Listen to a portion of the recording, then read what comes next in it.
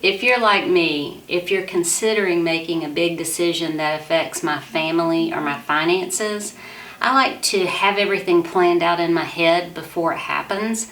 So I want to know what's going on in the front end. Do I have everything planned correctly there? Do I have everything planned correctly in the middle and at the end?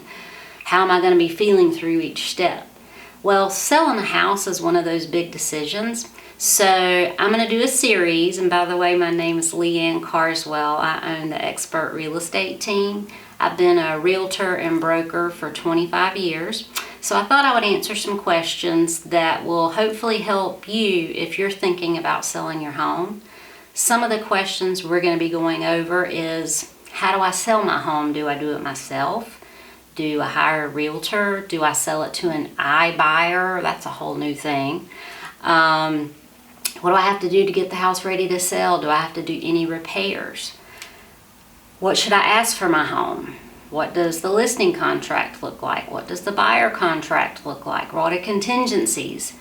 Christmas is coming up. Should I put my home for sale during Christmas? So we've got a lot of questions that we'll unpack in this series, and I hope that you will find it beneficial.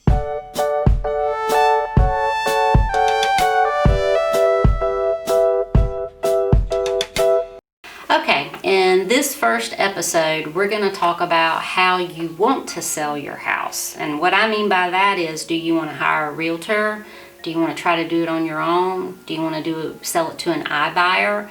And that's a company like Zillow Offers, or another company called Glassdoor. Some of them are in our area and some of them are not. Some of them are coming to our area. So there's pros and cons for each. So let's kind of go into that. So let's talk about for sale by owner. So some of the pros for sale by owner is, of course, you don't have a commission. So no real estate fees generally involved.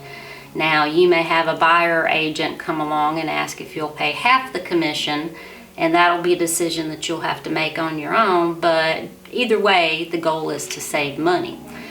One of the cons for doing for sale by owner is you have to be available. A lot of times you'll get calls when you're at work. You need to decide if you've got time to do that. You've got to make sure that the buyers are pre-approved. And that's kind of hard to do. I mean, as an owner, if you're asking someone, about their finances, it's a little harder to do when it's, buyer to seller or seller to buyer. It's a little bit easier to do when you have a realtor or somebody, a middleman involved. There's a lot of disclosures that are required by law that will mandate that you need to disclose certain things about the property. So, do you have your disclosures right? Setting up closing, just making sure, you're not getting hung up with any contingencies, which we'll go over that in a different episode.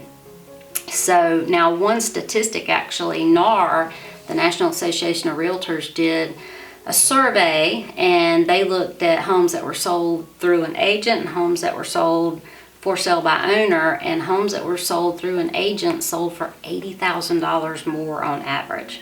So for instance, a homeowner would get a for sale by owner, $200,000, and with a realtor $280,000. So that more than pays for itself. So that's something that you may want to consider. So let's go into hiring an agent.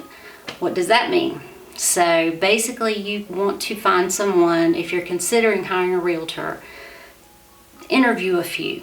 So ask a couple of friends who they've used, who they like. Look at their, I think I told you, 25 years in the business. Look at how long they've been doing this, how many houses they've sold, what kind of support they've got on the back end. But a good realtor will, of course, be a member of the MLS, so you get tons of exposure.